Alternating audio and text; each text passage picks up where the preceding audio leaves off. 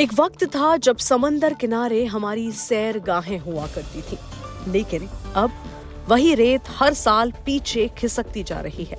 गर्मी बढ़ रही है, चक्रवात तेज हो रहे हैं और हमारे समुद्र तट चुपचाप सिकुड़ते जा रहे हैं। इस खास खबरनामा स्पेशल में हम लाए हैं एक वैज्ञानिक रिपोर्ट की वो सच्चाई जो दिखाती है कि कैसे बदलता मौसम, उठती लहरें और इंसानी छेड़छाड़ भारत की तटीय रेखा को दिन ब दिन खत्म कर रही हैं। क्या हम अब भी समय रहते चेत सकते हैं? आज की प्राइम चर्चा आपको बताएगी कि कैसे जलवायु परिवर्तन से भारतीय समुद्र तट सिकुड़ रहे हैं। आज की इस चर्चा पर शोध किया है हमारे एसोसिएट एडिटर विवेक तिवारी जी ने। आइए शुरुआत करते हैं आज की प्राइम चर्चा की। सोचिए, आपका पसंदीदा समुद्र तट जहां आप अक्सर जाते हैं वो धीरे धीरे छोटा होता जा रहा हो। हाँ, सुनने में थोड़ा अजीब लगता है पर ये सच है। बिल्कुल, भारत के पश्चिमी तटों पर कुछ ऐसा ही देखने में आ रहा है और हाल ही में एक स्टडी आई है जो इसी चिंताजनक बदलाव पर रोशनी डाल रही है। जी हाँ, ये वाकई एक अहम अध्ययन है। ये गोवा में जो CSIR national institute of oceanography है और कुछ दूसरे संस्थान भी हैं, उनके शोधकर्ताओं ने मिलकर किया है। अच्छा, उन्होंने पिछले करीब 30 सालों के डेटा को देखा है, उसको खंगाला है। 30 साल काफी लंबा समय है। हाँ, और उन्होंने खास तौर पर पश्चिमी तट के उन हिस्सों को देखा जिन्हें हम खाड़ी वाले समुद्र तट या बे हेडलाइन बीच कहते हैं। खाड़ी वाले तट मतलब वो जो चट्टानों के बीच में होते हैं? बिल्कुल वही, जो अक्सर दो चट्टानी हिस्सों के बीच में बसे होते हैं ना, वो वाले। ठीक है, तो इस 30 साल के विश्लेषण से क्या खास बात निकली? सबसे कह सकते हैं महत्वपूर्ण निष्कर्ष क्या है? चिंताजनक बात जो सामने आई है वो ये है कि कई समुद्र तटों पर कटाव हो रहा है, वो सिकुड़ रहे हैं। सिकुड़ रहे हैं? हाँ, मतलब पीछे हट रहे हैं। तट का जो हिस्सा है वो कम होता जा रहा है, समुद्र में मिलता जा रहा है। अच्छा। आंकड़े ये भी दिखाते हैं कि खास तौर पर फरवरी से सितंबर के बीच का जो समय होता है, उस दौरान इन तटों का आकार काफी तेजी से घटता है। पीछे खिसक रहे हैं, ये तो वाकई गंभीर बात है। तो क्या ये सिर्फ एक कुदरती प्रक्रिया है जैसे हजारों सालों से होता आया है, या इसमें जलवायु परिवर्तन का बड़ा हाथ है? नहीं, देखिए, इसमें जलवायु परिवर्तन एक बहुत बड़ा कारण बनकर उभरा है। ये स्टडी साफ तौर पर कहती है कि समुद्र का जल स्तर जो बढ़ रहा है, चक्रवात मतलब साइक्लोन, जो अब ज्यादा जल्दी आ रहे हैं और उनकी ताकत भी बढ़ गई है। और लहरें भी शायद तेज हो गई हैं। बिल्कुल। और ज्यादा ताकतवर लहरें, ये सब मिलकर तटों को काट रहे हैं। यही मुख्य कारण है इस कटाव के पीछे। लेकिन क्या इसमें सिर्फ प्रकृति ही जिम्मेदार है या हम इंसानों का भी कोई रोल है इसमें?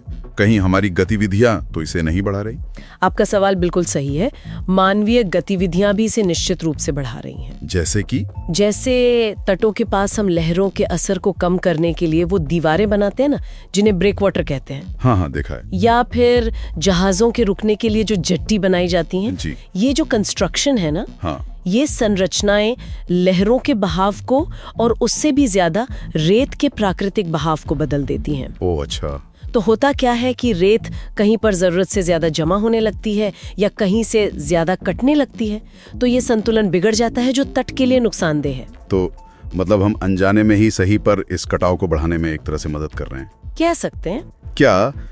क्या इस अध्ययन में कुछ खास जगहों के नाम भी हैं जहां ये कटाव बहुत ज्यादा दिखा हो? कोई उदाहरण? हाँ, बिल्कुल।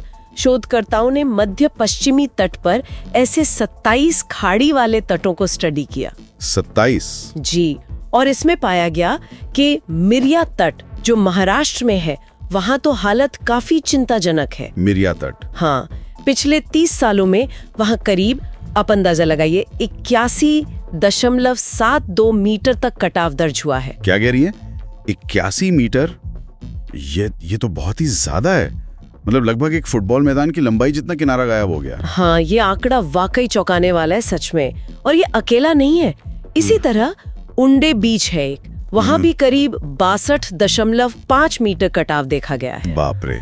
इनके अलावा भी पलशेत, हेदवी और वेंगुर्ला, ऐसे कुल 8 और खाड़ी समुद्र तटों में भी काफी कटाव दर्ज किया गया है। तो ये कोई एक दो जगह की बात नहीं है, ये एक पैटर्न दिख रहा है। तो अगर हम पूरी तस्वीर को एक साथ रखें तो पिछले 30 सालों के आंकड़े साफ दिखा रहे हैं कि जलवायु परिवर्तन, जिसमें वो बढ़ता समुद्र, बढ़ते तूफान शामिल हैं, और साथ में हमारे बनाए कुछ ढांचे जैसे वो ब्रेक वाटर और जेट्टी, हाँ, ये सब मिलकर भारत के पश्चिमी तटों को और खासकर इन खाड़ी वाले तटों को धीरे धीरे कम कर रहे हैं, सिकोड़ रहे हैं। बिल्कुल। मेरिया और उंडे जैसी जगहों पर तो दर्जनों मीटर जमीन पानी में समा चुकी है। और जैसा आपने कहा, ये सिर्फ थोड़ी रेत का बह जाना नहीं है। नहीं, बिल्कुल नहीं। ये पूरी तट रेखा का बदलना है, उसका भूगोल बदल रहा है और इसके जो परिणाम होंगे वो काफी दूर तक जा सकते हैं। सही कहा। ये तो शायद बस एक शुरुआत है जो हम देख रहे हैं। और यहीं पर एक बहुत बड़ा सवाल खड़ा होता है जिस पर हमें गंभीरता से सोचना होगा। क्या सवाल? कि ये जो तट सिकुड़ रहे हैं, बदल रहे हैं, आने वाले समय में वहाँ जो समुदाय रहते हैं उनकी जिंदगी पर, उनकी रोजी रोटी पर और वहाँ का जो नाजुक समुद्री पर्यावरण है, इकोसिस्टम है, हाँ। उस पर इसका कितना और कैसा गहरा असर पड़ेगा। ये एक ऐसा सवाल है जिसका जवाब हमें मिलकर और शायद जल्द ही खोजना होगा। जो समंदर के तट कभी हमारी छुट्टियों का खूबसूरत हिस्सा थे, वो अब जलवायु परिवर्तन की चेतावनी बन गए हैं। सवाल सिर्फ इतना है कि हम इस चेतावनी को समझने के लिए तैयार हैं। इसी सोच के साथ मैं सुरभि लेती हूँ आपसे विदा। सुनते रहिए खबरनामा स्पेशल की प्राइम चर्चा। फिर मुलाकात होगी एक नई पड़ताल के साथ।